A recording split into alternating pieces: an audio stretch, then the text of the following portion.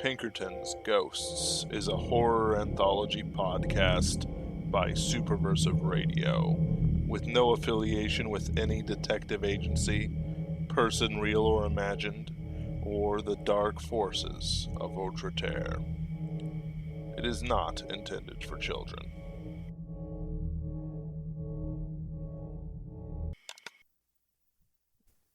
James Cleveland, Paranormal Pinkerton detective, was a Jersey City, New Jersey native, and so that's where I had him buried. I found Cleveland's body while investigating my last case. See the file titled Date Night for details, and so I took responsibility for his burial. Like most Paranormal Pinkertons, Cleveland had no family, so the only people at the funeral were Old Tom and me. Old Tom was there for a couple of reasons. First, and most importantly, I knew he would want to go. Tom had drilled it into my head that Pinkertons take care of their own, and James Cleveland had died in the line of duty, murdered by one of the forces of the Outre-Terre. He deserved respect, and with no families, it was up to the other Pinkertons to give it to him. Second, I wanted to talk to him. I had something real important to tell him. Cleveland apparently was a Methodist, the most boring of the denominations.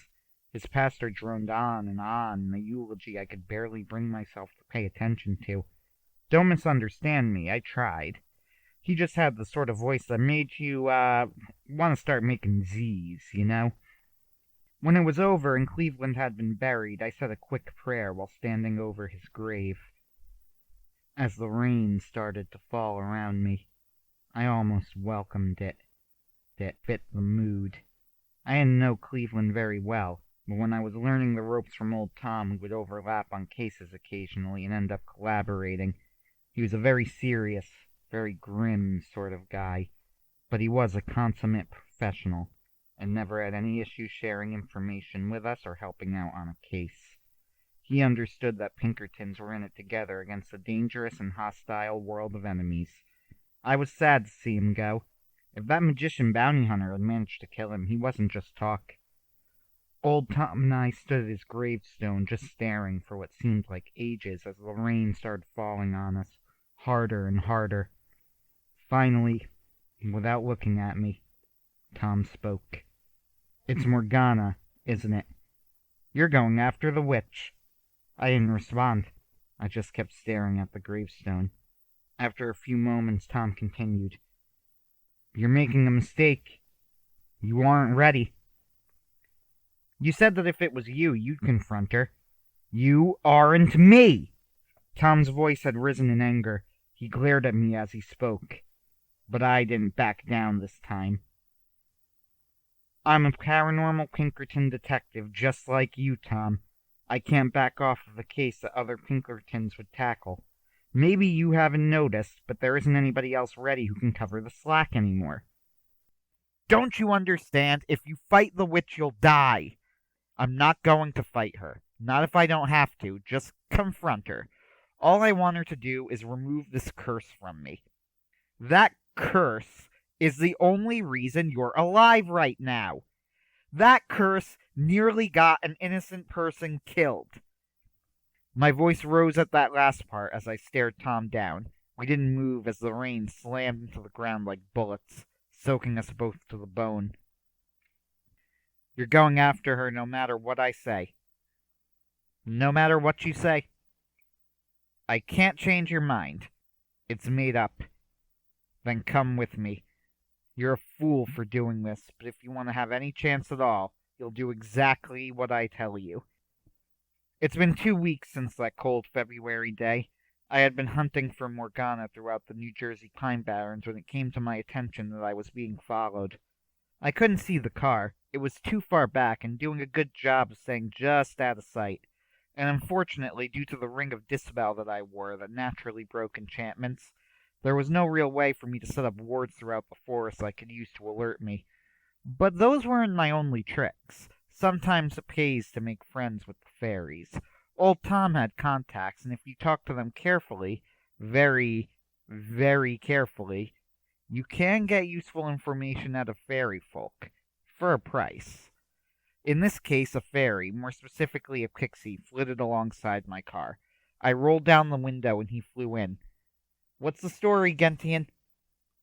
Pay first, detective. You know the rules. "And you know I never pay until you ask." Still, I opened up my glove compartment and took out a small peppermint, one of dozens I had stashed. I cracked it in half on the steering wheel and flicked it over to Gentian. The tiny blue pixie gobbled it up greedily. "So what do you have for me?" You're being followed. Looks like a black Honda. Something small. "How many? Are they supernatural?" But Gentian clammed up. I rolled my eyes. "You'll answer me for the second half of that mint?" I promise. "Here you go." I flipped the second half of the mint to Gentian, who gave a comically overwrought paroxysm of joy, fairy dust sprinkles and everything.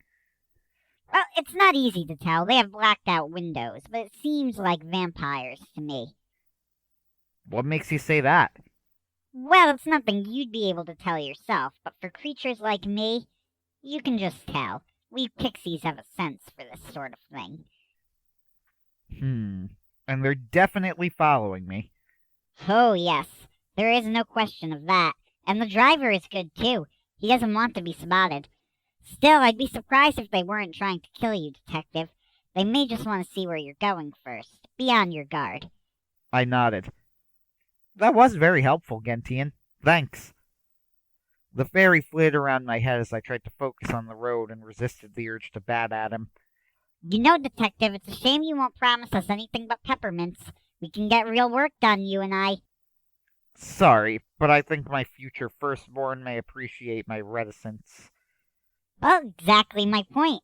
Promise me your firstborn, and believe me, you'll never have issues with mere vampires again.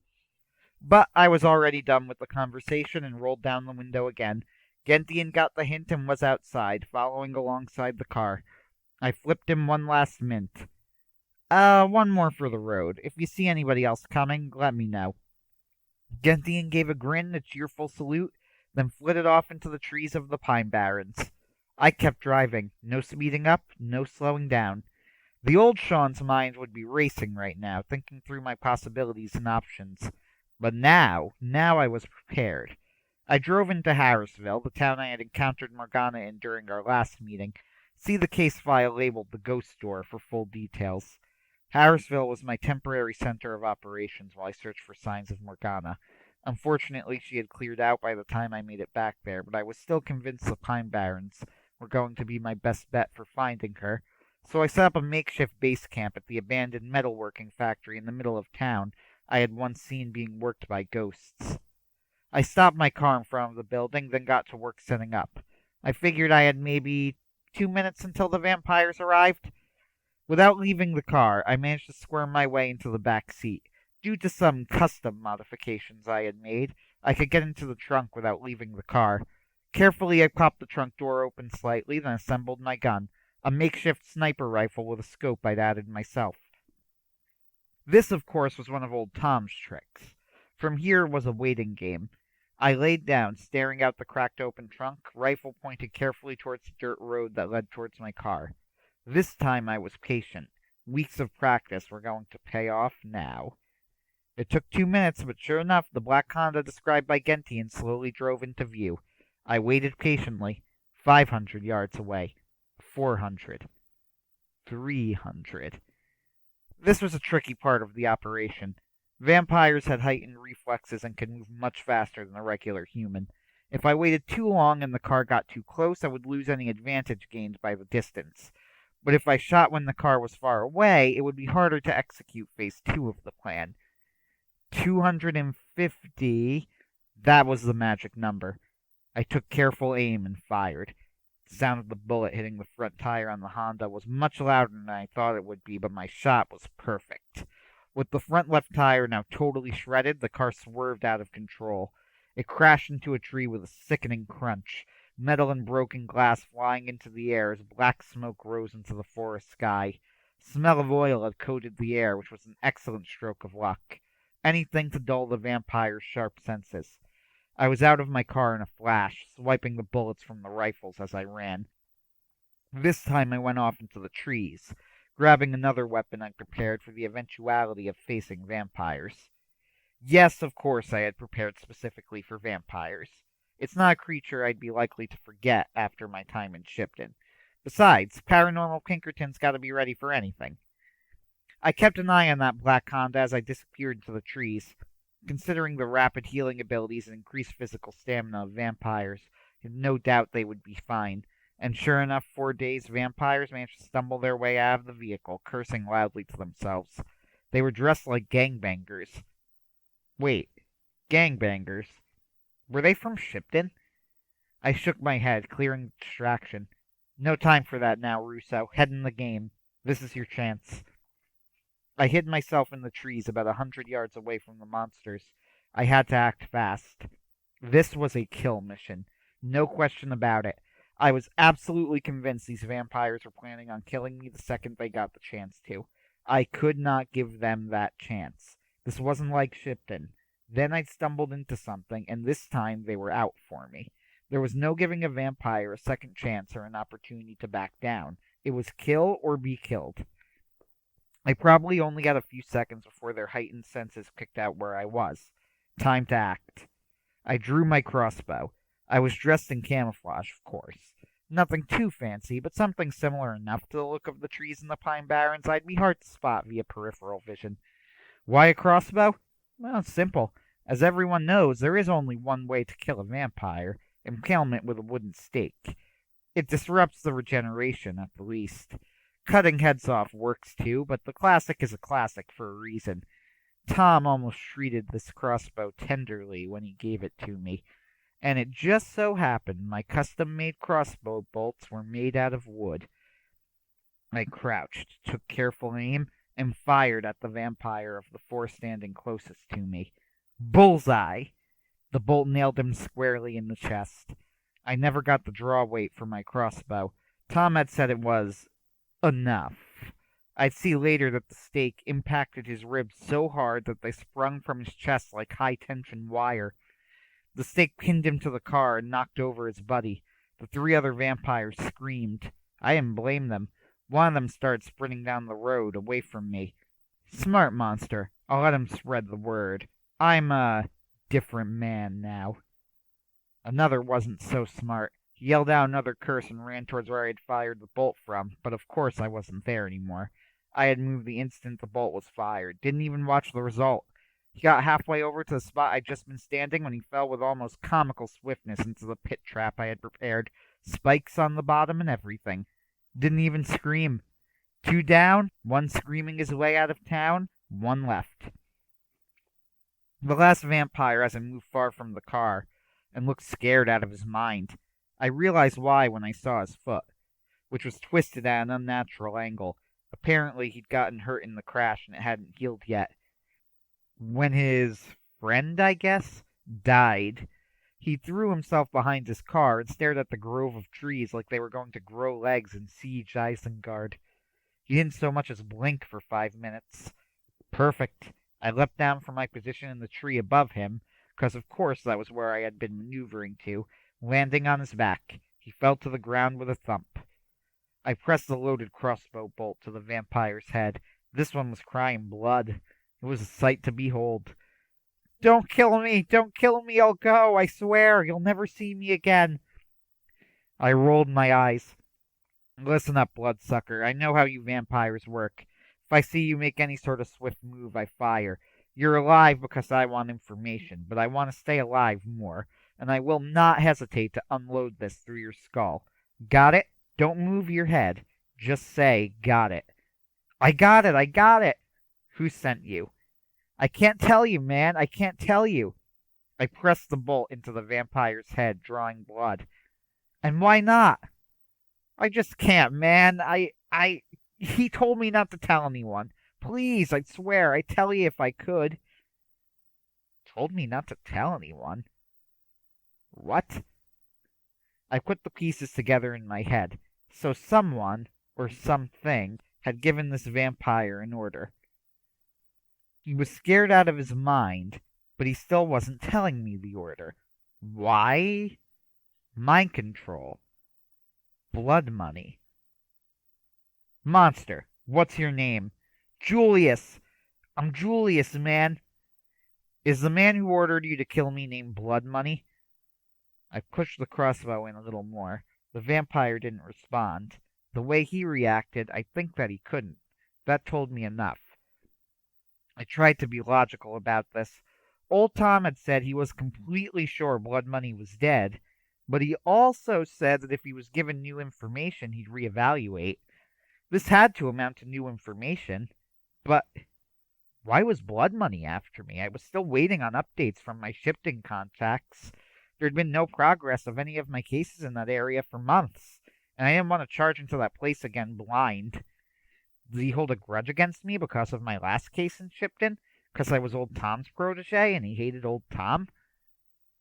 Then something else occurred to me. Was Blood Money the one who had ordered the magician to try and kill me on the boardwalk? Had he been trying to assassinate me all along? There wasn't enough information to be sure, but this was so alarming I relaxed my hold on the crossbow very slightly as I processed the potential of this development. An idiotic mistake. With a sudden inhuman burst of strength, the vampire threw me off him into the air. I fired my crossbow, but too late. The shot missed him by centimeters. Worse, he was on his feet, the injured foot now nearly healed, and I was on my back, wind knocked out of me and my crossbow decidedly unloaded. I scrambled backwards, cursing my carelessness. If somehow this vampire didn't kill me, Old Tom would when he learned about what had happened. The vampire was on me in seconds. He picked me up by the neck, choking me, hatred in his eyes. I struggled vainly. He gave a deranged grin, fangs glistening. Not so tough now, are you, you little piece of... I never did get to hear what I was a piece of. The vampire was thrown to the ground. I fell into the dirt to the side of him, hacking and wheezing as I regained my breath. I turned to look at the vampire. He had been impaled through the chest with a massive spear. I turned to look at the thrower as I scrambled to my feet. A man walked slowly towards me. He had black hair that went down to his shoulders and armor made of dark steel and onyx gemstones. He carried no shield, but held a sword at his side, a sword I recognized. Clarence. He was at least a foot taller than me and armor-clad, but I looked him in the eye and spoke on my feet. My voice was hoarse from Julius's fingers around my throat. I know who you are, Jack. Detective Morrow mentioned you in one of his case files. You're Mordred, the traitor knight. He gave a smile. His voice did not sound like you'd expect coming from his body. It was soft, almost delicate, but there was steel in it. I suppose that is my reputation nowadays. Though really, that is a rather ungrateful description. I did, after all, just save your life, Detective Russo. Thanks. Now, what do you want? Mordred was incredibly dangerous and not to be trusted. Not only that, he was allied with Morgana. I didn't know why or even how he was here, but I did know that everything he did had an ulterior motive. Straight to the point, I see. Well, I suppose you don't have any breath to spare, do you? I have been keeping an eye on you lately, Detective. And why is that? Do you need to ask? Because you are looking for Morgana. And aren't you two on the same side? Well, I suppose from your perspective it would appear that way. But my perspective is, shall we say, rather different? He paused and looked at me thoughtfully. I resisted the urge to cringe. It was like getting analyzed by a snake. You are a most interesting man, Detective Russo. I could see why Morgana fancies you. Don't make me blush. Such cheek! And here I am paying you compliments. Well, that is somewhat admirable in its own way as well. You have, what is the word? Guts, Detective. I will certainly give you that. I refused to let the night dominate the interaction. So why did you save me? And what do you want from me? Very well. I saved you because you are interfering with Morgana's plans. And what I want from you. Here Mordred hesitated. It was theatrical. A question for you, detective. If I offered you a deal, right now, would you take it? I decided to answer honestly. No, not to be any ruder than I already have been, but I don't trust you. Mordred nodded. He seemed satisfied with the answer. Quite so. Very well, then. I offer you no deal. All I want from you is to continue doing what you're doing however you see fit. That's it. That's it. You see, Detective Russo, Morgana and I don't always see eye to eye on everything, you know. I do like the idea of a Pinkerton detective keeping her honest. I don't know what your plans are, but you have plans. That is enough for now. In fact, I'll give you a hint. A hint? A hint about what? You want to figure out where Morgana is, yes? Well, this is your chance. Look up a young lady named Celia Merrick. She lives in the city of Shipton, New Jersey. The name meant nothing to me. What? Why Celia? Morgana has certain relatives who are rather important to her. Celia is one of them, and important to others, too.